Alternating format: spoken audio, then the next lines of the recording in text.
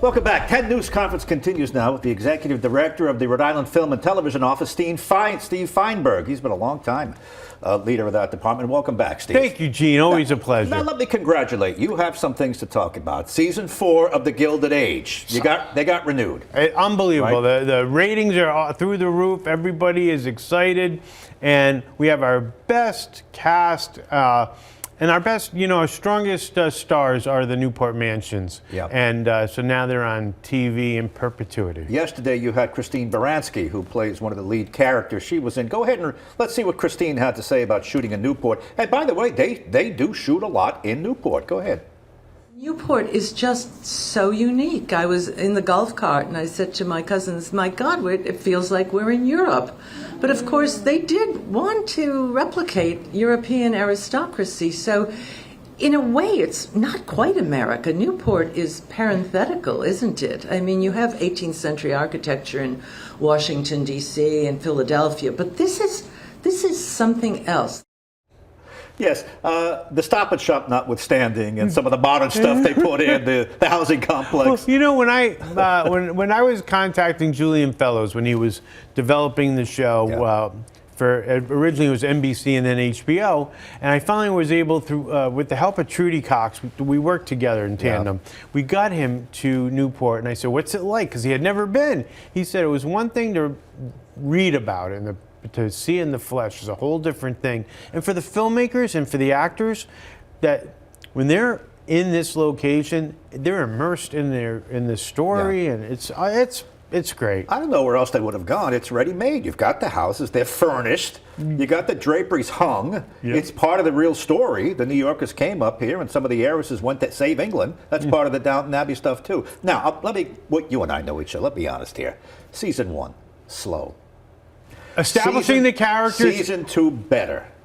Season 3, despite the mixed reviews that you and I have gone back and forth, I think it's the best. Absolutely. I think it's the best. And you had a cliffhanger last week. And there's more to come. And I will tell you, so after every episode, I write to Julian Fellows. I said, "What are you doing to me? You're stressing me out." So this is the only show where of all the productions in my 21 years, I don't read the scripts because I don't want to know everything that's going to happen on the show. The first season, now if I had said to you, George and Bertha Russell, before we went on the air, you would know who I was talking about. It took time. There's a lot of characters up and down, so it takes time for them to breathe and get to know them. And now, it's the #1 show on HBO. Is it really? Yes, it is. It's gone up like 20% every week. It's 43%, I think, from last season. It's a hit. It's a big hit. Okay. And now, my goal was to get 3 seasons. We're now going into 4th.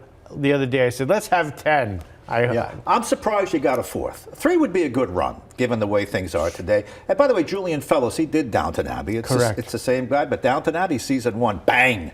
Right. Well, there was no slow there. But the thing is, right off the bat, and it kept going. So this is a little different. You're right. It was season 1, it's 2 a hit. Better, 3 much it's better. It's a hit, and it showcases the Newport mansions like no other. They have a special HBO Gilded Tour that sells out. It's somewhat expensive, but it talks about each episode, where scenes were filmed, and it's a game changer. It's a game changer. Yeah. And it's global. It's global. You know what's going to be a game changer? Real Housewives of Rhode Island, which you've had a hand in landing that as well. Yes, we've that is now unlike a show like the Gilded Age. A little different. Well, they don't get to use our tax incentive program, right? So reality shows don't use the tax incentive program.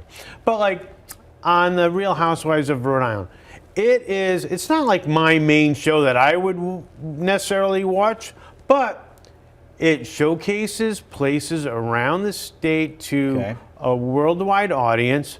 And I know you and I have gone, you said, "Oh, they're very Italian." And I say, "What's your problem with that?" Let me step in. Yeah.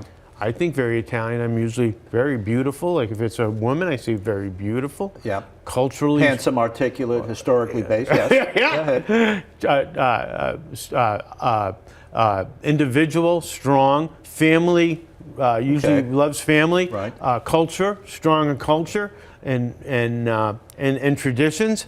And I don't see anything wrong with that. Well, let's play Andy Cohen. He's the czar behind the Housewives franchise. Yep. Let's hear what he told the Today Show not that long ago. Go ahead.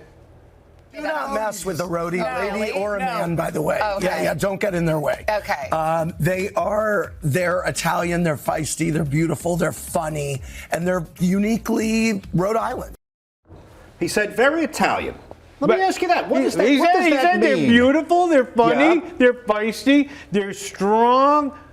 Some might think there's table flipping and But you- stereotypes see a what you- la, no, a la no, real- he- Jersey Shore. Did he say that? No, he didn't, but I've seen his track record. no. I know. I can go Now- back and look at the older episodes, and I know what, some of the stuff he's so put on the Jersey air. Shore.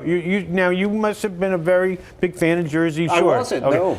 Nor, Fif- by the way, nor were the people in Seaside Heights. 15 years ago, that one thing happened. Okay. 15 years ago.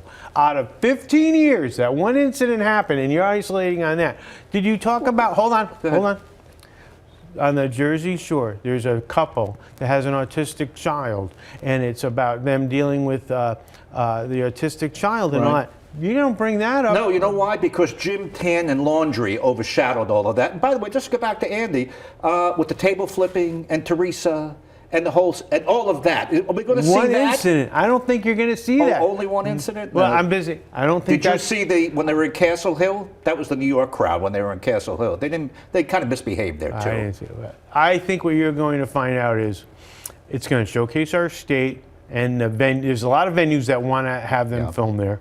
I think that the characters will be entertaining, and if it's your cup of tea, great. If it's not your cup of tea, please watch The Gilded Age. Please watch, Ellen McKay, the new movie with Jamie Lee Curtis and Woody Harrelson. Everyone has different tastes. I'm not going to tell you how you like your cup of coffee, and you're not going to tell me how I like mine. And I'm not going to tell you not to make it, boycott, protest. America, make whatever you want. How about, let me ask you this. Why would he attach any ethnic group to this? Why would you just say, hold on, you can get plenty of people to misbehave and act up But and see be how entertaining. you turned it negative. You could get plenty of people to be entertaining and loudmouth. This is the franchise. Come on.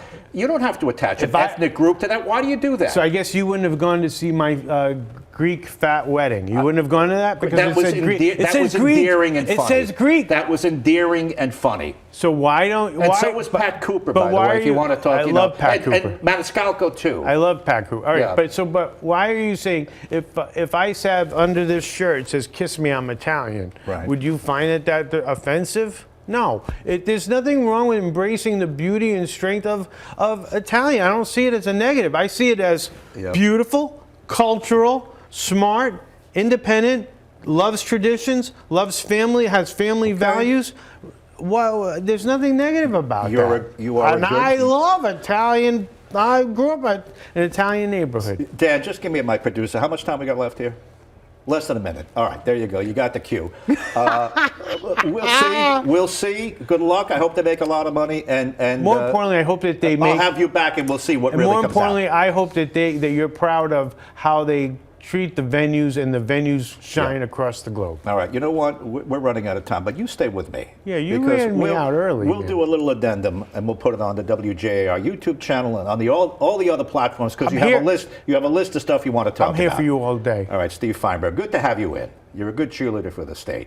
And we'll see what comes. Real Housewives of Rhode Island. For now, I'm Gene Valicenti. I'll see you on the radio weekday morning, 6 to 9 WPRO, weeknights, right here on NBC 10 News at 6. Remember, we'll continue with Steve on the WJAR YouTube channel. Stay with us.